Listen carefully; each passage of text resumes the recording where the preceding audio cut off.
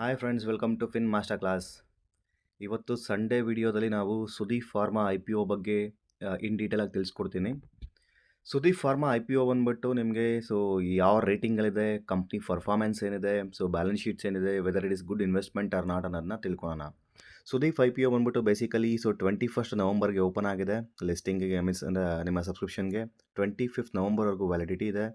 ಈ 25ವರೆಗೂ ನೀವು ಅಪ್ಲೈ ಮಾಡ್ಬೋದು. Total I P O size ಬಂದ್ಬಿಟ್ಟು 895 ಕ್ರೋರ್. ಫ್ರೆಶ್ ಇಶ್ಯೂ ಬಂದು 95 ಕ್ರೋರ್ ಆಗಿರುತ್ತೆ. ಆಫರ್ ಫಾರ್ ಸೇಲ್ ಅಂದರೆ ಕಂಪ್ನಿಯ ಆಫರ್ ಫಾರ್ ಸೇಲ್ ಬಂದು 800 ಕ್ರೋರ್ ಇರುತ್ತೆ. ಟೋಟಲಿ ಅವರು 895 ಕ್ರೋರ್ಸ್ಗೆ ಫಂಡ್ ರೈಸ್ ಮಾಡ್ತಿದ್ದಾರೆ ಮಾರ್ಕೆಟಲ್ಲಿ. ಪ್ರೈಸ್ ಬಾಂಡ್ ಬಂದು 563 ಕ್ರೋರಿಂದ 593 ಕ್ರೋರ್ಸ್ವರೆಗೂ ಇದೆ. ಮಾರ್ಕೆಟ್ ಲಾಟ್ ಬಂದುಬಿಟ್ಟು ನಿಮಗೆ 25 ಶೇರ್ಸು ಒಂದು ಲಾಟಿಗೆ ಬೇಕಾಗುತ್ತೆ. ನೀವು ಒಂದು ಐ ಪಿ ಒ ಅಪ್ಲೈ ಮಾಡಬೇಕು ಅಂದರೆ ಮಿನಿಮಮ್ 25 ಶೇರ್ಸ್ನ ಬೈ ಮಾಡಬೇಕಾಗತ್ತೆ. ಕರೆಂಟ್ ಫೇಸ್ ವ್ಯಾಲ್ಯೂ ಬಂದು ₹1 ಇದೆ. ಲಿಸ್ಟಿಂಗ್ ಬಂದುಬಿಟ್ಟು ಬೋತ್ NSE BSE ಇದೆ.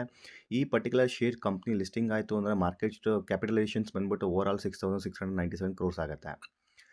ಇನ್ನು ಇಶ್ಯೂ ಬ್ರೇಕ್ಔಟ್ ಮಾಡೋದಾದರೆ QIB ಇನ್ವೆಸ್ಟ್ಮೆಂಟ್ಸ್ ಅಂತ ಏನು ಕರಿತೀವಿ, ಅವ್ರಿಗೆ 50% ಪ್ರಪೋಸಿಷನ್ಸ್ ಇಟ್ಟಿದ್ದಾರೆ. NII ಅಂತ ಪ್ರಪೋಸಿಷನ್ಸ್ ಏನಿದೆ ಅದು 15% ಇದೆ. ರಿಟೇಲ್ ಕ್ಯಾಟಗರಿ ಅಥವಾ ರಿಟೇಲ್ ಪ್ರಪೋಸಿಷನ್ಸ್ ಅಂತಂದರೆ ಅದು 35% ಇದೆ.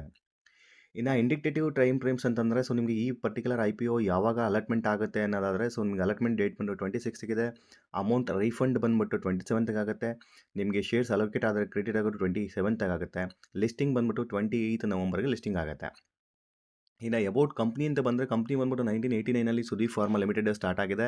ಆ ಕಂಪ್ನಿ ಬಂದ್ಬಿಟ್ಟು ಬೇಸಿಕಲಿ ಫಾರ್ಮಾಸಿಟಿಕಲ್ ಇಂಗ್ರೀಡಿಯೆಂಟ್ಸು ಮತ್ತು ಫಾರ್ಮಾಸಿಟಿಕಲ್ ಪ್ರಾಡಕ್ಟ್ನ ಮ್ಯಾನುಫ್ಯಾಕ್ಚರಿಂಗ್ ಮಾಡುತ್ತೆ. ಸ್ಪೆಷಲಿ ಕೆಮಿಕಲ್ಸ್ ಯೂಸ್ ಮಾಡಿ ಅಂದರೆ ನಾರ್ಮಲಿ ಏನು ಟ್ಯಾಬ್ಲೆಟ್ಸ್ ರಿಲೀಸ್ ಆಗುತ್ತೆ ಅದನ್ನು ಮ್ಯಾನುಫ್ಯಾಕ್ಚರ್ ಮಾಡುತ್ತೆ. ಈ ಪರ್ಟಿಕ್ಯುಲರ್ ಇಶ್ಯೂ ಆಬ್ಜೆಕ್ಟಿವ್ ಅಂತ ಅಂದ್ಕೊಂಡ್ರೆ ನಿಮಗೆ ಆಬ್ಜೆಕ್ಟಿವ್ ಬಂದುಬಿಟ್ಟು ಕ್ಯಾಪಿಟಲ್ ಎಕ್ಸ್ಪೆಂಡಿಚರ್ಸ್ ಆಗ್ಬೋದು, ಮತ್ತು ಮೆಷಿನರೀಸ್ನ ಮತ್ತು ಇಂಪ್ಲಿಮೆಂಟೇಷನ್ಸ್ ಮಾಡೋದಾಗ್ಬೋದು, ಮತ್ತು ಕಂಪ್ನಿಯ ಜನರಲ್ ಪರ್ಪಸ್ಗೋಸ್ಕರ ಈ ಫಂಡ್ಸ್ನ ರೈಸ್ ಮಾಡ್ತಾರೆ. ಇನ್ನು ಕಮಿಂಗ್ ಟು ಫೈನಾನ್ಷಿಯಲ್ಸ್ ನೋಡೋದಾದರೆ ನಿಮಗೆ ಫೈನಾನ್ಷಿಯಲ್ಸ್ ಬಂದ್ಬಿಟ್ಟು ನಾವು 2023, 24, 25 ಕಂಪೇರಿಷನ್ ಕೂಡ ಕೊಟ್ಟಿದ್ದೀವಿ.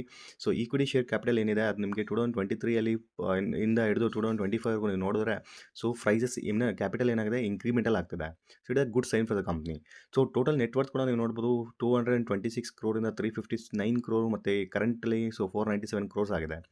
ರೆವೆನ್ಯೂ ಕೂಡ ನೀವು ನೋಡಿದ್ರೆ ಸಿಗ್ನಿಫಿಕೆಂಟ್ ಜಂಪ್ ಆಗಿದೆ 428ಇಂದ 501 ಕ್ರೋರ್ ಆಗಿದೆ. EBIT ಮಾರ್ಜಿನ್ಸ್ ಕೂಡ ಬಂದರೆ ನೀವು ನೋಡಿದ್ರೆ ಅಲ್ಟಿಮೇಟ್ಲಿ 23, 40 ಆ್ಯಂಡ್ 39.7. ಈ EBIT ಅಂದರೆ ಅರ್ನಿಂಗ್ ಬಿಫೋರ್ ಟ್ಯಾಕ್ಸ್ ಆ್ಯಂಡ್ ಡಿಪ್ರಿಷಿಯೇಷನ್ಸ್ ಅಂತ ಹೇಳ್ತೀವಲ್ಲ ನಾವು, ಇಲ್ಲೇನಾಗುತ್ತೆ ಅಂದರೆ ಅಲ್ಟಿಮೇಟ್ಲಿ ಕಂಪ್ನಿಯ ಗ್ರೋತ್, ಕಂಪ್ನಿಯ ರಿಟರ್ನ್ ನಿಮಗೆ ತೋರಿಸ್ಕೊಡುತ್ತೆ. ನೆಟ್ ಪ್ರಾಫಿಟಲ್ಲಿ ನೋಡೋದಾದ್ರೆ ಕೂಡ ನಿಮಗೆ ಸ್ಟೆಬಿಲಿಟಿ ಇದೆ. ಇನ್ಕ್ರಿಮೆಂಟಲ್ ಇದೆ 368 ಕ್ರೋರ್ಸು ಪ್ರಾಫಿಟಬಿಲಿಟಿ ಮಾಡಿದೆ ಲಾಸ್ಟ್ ಇಯರ್.